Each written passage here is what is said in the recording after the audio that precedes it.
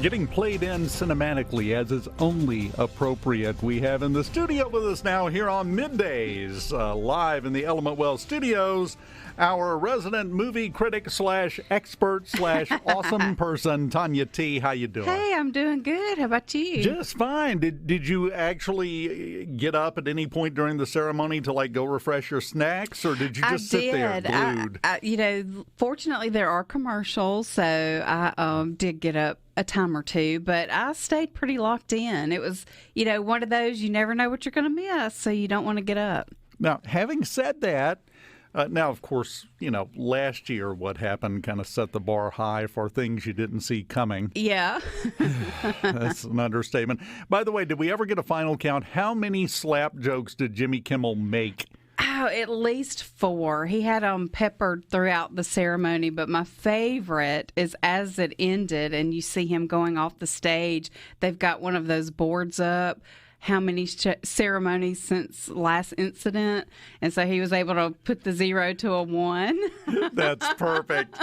That is perfect. My favorite one, I think, was in reference to something that was kind of unusual. For the first time in decades, it wasn't a red carpet this year. Yes, they changed it to champagne. And, that's one of those things that the stylists are aware of. And I feel like they got it wrong and thought that they said wear champagne because all of the fashion was very drab. I mean, very little color.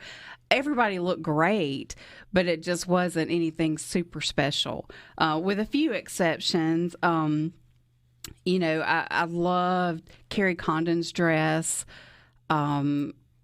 Melissa McCarthy, they all chose to wear color. Janelle Monáe, one of the actresses from Top Gun, they were the standouts for me. But everybody else, including a lot of the winners, won just kind of drab, white, gold, silver, very subdued. Yeah, and I wonder if it wasn't subdued on purpose to overcompensate from last year. Maybe. They didn't want to look too exciting.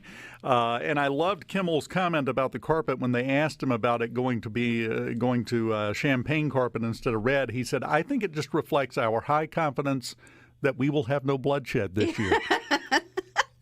I was like, okay, that's a good one.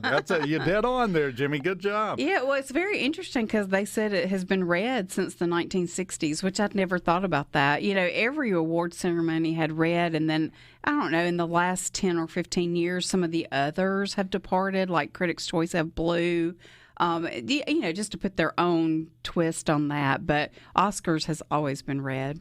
Yeah, well, my favorite part is they also said, they came right out and said, well, we need to still call it the red carpet, even if it's not red. Yeah. And I'm like, you're missing the point, but okay, whatever.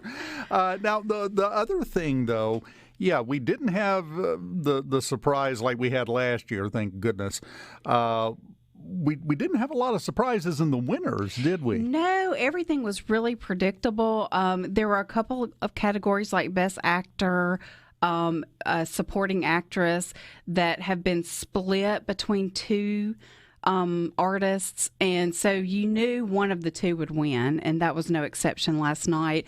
I was very happy with everybody that won, except I was really rooting for Austin Butler, but you can't root against Brendan Fraser either. That's what I was going to say. Yeah. So, you can't be mad about him winning, but I really thought Elvis was going to come away with a lot of wins, and they were shut out. I was very, very surprised, just because it was such a technically executed movie. I really thought they were going to get costume design, makeup, cinematography, production design. I mean, I just felt like that was theirs, but I was wrong. Well, and some of the previous award shows, Elvis had taken some trophies home.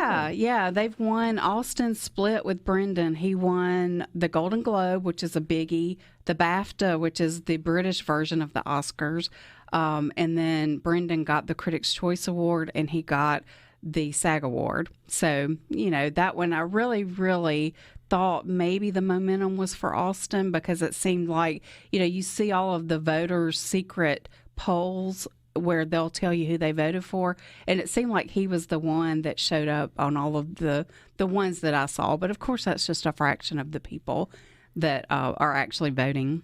Now, of course, the big winner, Everything Everywhere All at Once. Yes, and that's no surprise. They were nominated for 11 awards, took home 7. I guess the only surprise, or the one that was not a shoe-in for them, was supporting actress. Jamie Lee Curtis won. Another one you can't be mad about. How can you not love her? But I really was kind of pulling for Angela Bassett, just because that would be a historical win for Marvel. You know how much I love my Marvel movies, and I felt like she certainly deserved it. And she's another one that's won a bunch. But Jamie did just win the SAG award, and that award, that category is voted on by other actors like the SAGs. So I kind of thought there was a good chance she would win.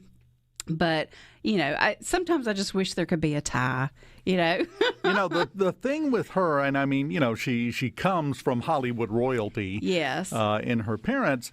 But she is known primarily as a horror movie icon. She's done so much other stuff in her career, but that's kind of what she's known for. Yeah. And, she says doing the Halloween franchise way back in the 70s is what made her career. And I find it interesting her mother became famous because of her role in Psycho. So it's funny that they both have their, claim to fame is tied back to a horror genre. Yeah, and I thought that was interesting. And we haven't had a lot of people that have made the jump from horror movie star to Oscar. Yeah. That doesn't happen. It doesn't. And yeah, I thought her speech, I think the theme of the night was tearjerk. I think I cried from start to end. I mean, there just was such moving speeches, and hers was no exception. And she actually, referred to her parents in her speech, and that's when she got emotional. And of course, if I see somebody cry, I'm crying. And so she had me in tears. That is that's unfortunately one of the bad parts, but kind of a good part because it's kind of a good cry in that case. Yeah. Was there anything that you wish had gone differently with the Oscars? Not really. I thought that the show overall was wonderful. I thought Kimmel was great. I thought the musical performances were great. I was really, I guess one of the biggest surprises actually happened about this time yesterday. We found out Lady Gaga was actually going to perform when they had said she's not, because she's filming Joker 2 and her filming schedule would not allow her to rehearse. She was coming to the ceremony, but she would not be singing. And she walked the red carpet in this beautiful, fresh off the runway dress. She looked great.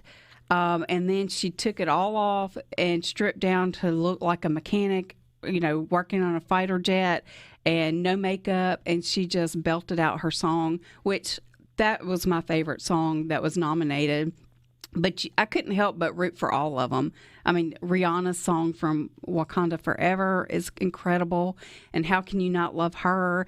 And every performance I thought was really good, had its own special part, but I thought Lady Gaga's performance was really the best. Well, and I think that was probably the category to me. And again, I don't have your knowledge of all of this, but to me, looking at all of it, that was the one category where it was like, okay, I'm not really sure I can pick one out and go, yeah, that one. Yeah. To me, they were all equally deserving, but RRR, the Not To has won everything. So I expected them to win last night, and their performance was incredible. It's kind of the adults version of Let It Go. It's like everybody is loving that song. They're dancing. It's like a TikTok craze. And the dance is so infectious. I'm like, wow, how do people do that? But it was kind of funny. I told my sister and I were watching it together, and I'm like, I bet they are so glad they performed before Lady Gaga, because her performance was so simple and stripped down that they almost looked silly to me, in the end.